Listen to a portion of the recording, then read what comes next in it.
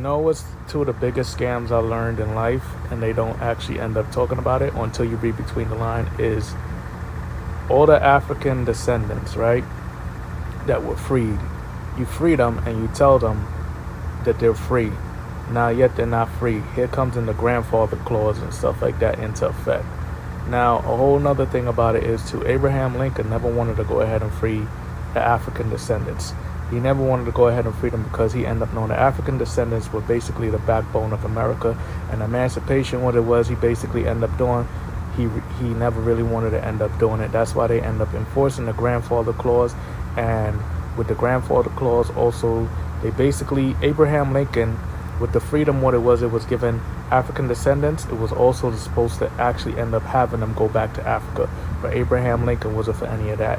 That's the biggest lie. That's the biggest lie you can end up telling people, especially Africans that end up building it. And then getting into that, you end up freeing us, right, to end up making us work to where it is we have to go ahead and pay taxes. You free us, so where it is we got to go ahead and pay taxes. You free us so the other generations after us, that comes after them, which leads up to us now, they have to go ahead and get a birth certificate, in which in the birth certificates them are all scams. When it is we're not legitimately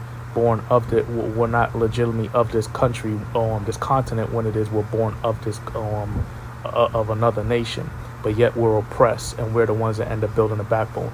Last part of it is too, right? It's the biggest lie when it is you tell people to go ahead and go vote when their votes don't really actually end up counting. When you already end up having an electoral college to basically end up having in the chairs and everything like that to who it is you want to go ahead and appoint and who it is you want to go ahead and sit down next to you. The electoral college already end up holding the stands and who it is they want to go ahead and having sitting on those tables and stuff like that too with them and in those chairs. Your votes only count for favoritism, the county and the state that you're in, like waving high and by, like, yeah, I voted for you. That's it. It doesn't actually end up voting. It doesn't actually end up counting as your vote putting that person into office. Peace and love, y'all. Stay dope and awesome.